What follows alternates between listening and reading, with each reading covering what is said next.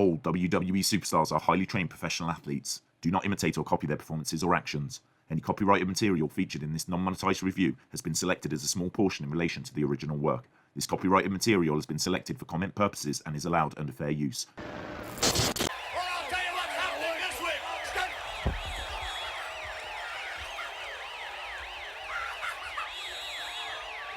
January 18th, 1993, and again we're at the Manhattan Center in New York. Drama strikes the beginning of the second episode of Raw as Repo Man steals Macho Man's hat. In fairness, I'm not 100% sure it worked all that well with that outfit anyway, but that's not really the point. Let's go through the matches because this show has got some great ones. Mr. Perfect takes on terrific Terry Taylor. Terry Taylor, of course, wrestled famously as the Red Rooster between 1988 and 1990. Terry Taylor was a fantastic wrestler who was instructed to strut and cluck like a rooster to demonstrate his cockiness. Declared the worst ever wrestling gimmick by many, this is a real glimpse into what could have been. Hard-hitting, technical clinic, which runs for about 9 minutes. The crowd are very vocal and they really add to the match. Ric Flair arrives to distract and attack Mr. Perfect. It doesn't work. One perfect plex later and Mr. Perfect wins. This even features one of the worst fan signs ever made. That is far from perfect. Great match, soft ending, 3.5 Vinces. Next we get Marty Jannetty versus Glenn Ruth, who gets his entrance during commercial break. So it's time for our segment. Who the funk is that guy? Glenn Ruth joined in 1990 and competed on and off as a job guy. In 95, he was on the job team called the Spiders before changing their name to the Headbangers. Glenn Ruth changed his name to Thrasher, and the Headbangers would go on to become the WWF World Tag Team Champions in 1997.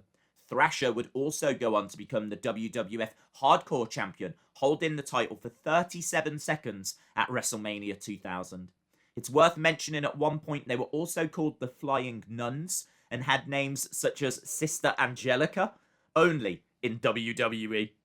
Anyway, back to Raw. This was a fairly basic match, but not as one-sided as you might think. I give it 1.5 Vinces.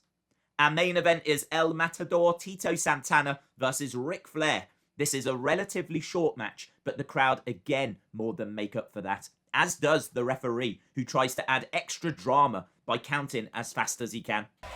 Oh, count of 3, did he get him? Yes. No, I guess not. And it takes him right over that hip. If you have something going for you, you stay right with it. And again, would you say that's a quick count? This match also features my move of the show. Off the rope for another. Oh, look at that. It ends with Mr. Perfect coming out and attacking Ric Flair, looking for payback for what happened earlier in the show. We also get to see Pat Patterson in this wonderful cardigan. This gets 3 Vinces. Also, the Raw girls have got bigger signs on this show. Even Vince noticed. Hello. Because this is the go-home show for the 1993 Royal Rumble, we get a Bret Hart in-ring interview regarding his WWF Championship match against Razor Ramon, and we also get one final Royal Rumble report. One of the other key Royal Rumble matches is Shawn Michaels versus Marty Jannetty for the Intercontinental Championship, and the big question is, in whose corner will sensational Sherri stand? Sherri was upset with both Shawn and Marty because she had been smashed in the face with a mirror. Only in WWE. Next we get an ad for WWF Headlock on Hunger. This was a special fundraising house show that was going to take place at Madison Square Garden on January 29th, 1993. Undertaker would face IRS at the show, and he shared a few words here. Oh, with my Undertaker's victims into the ring, they have a choice. But in Somalia, too many people are dying. The World Wrestling Federation is putting a headlock on hunger. No one should starve to death. From WWF Superstars, we see a clip of Doink trying to apologise to Crush. He appears to have a broken arm, as well as a completely flat hand.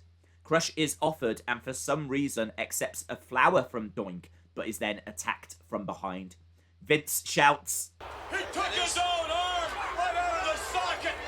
Clearly, he didn't take his own arm off. It was a cast, and it was actually a nicely worked attack. It was so brutal that this woman couldn't look, and rumours are she still refuses to uncover her eyes even today because of the horror. We join Sean Mooney outside with Repo Man, who says he took Macho Man's hat at the start of the show because he had missed payments on it. Repo Man says he can't wait to wrestle Macho Man now that he's got his attention. The match is booked for next week. Later, Macho Man goes outside to look for Repo Man, but he's nowhere in sight. At the end of the show, Repo Man does reappear, still with Macho Man's hat, but now with his tow truck so that he can also tow away Rob Bartlett's car. Only in WWE. Finally, Ric Flair says that WWF isn't big enough for both he and Mr. Perfect, so proposes a loser leaves WWF match. Mr. Perfect arrives and accepts, and so next week, Mr. Perfect versus Ric Flair, loser leaves WWF. Two great matches made this an arguably better show than the first episode, so I'm going to give this a rose-tinted 7.25. Thanks for watching, and I'll see you again next time. Bye for now.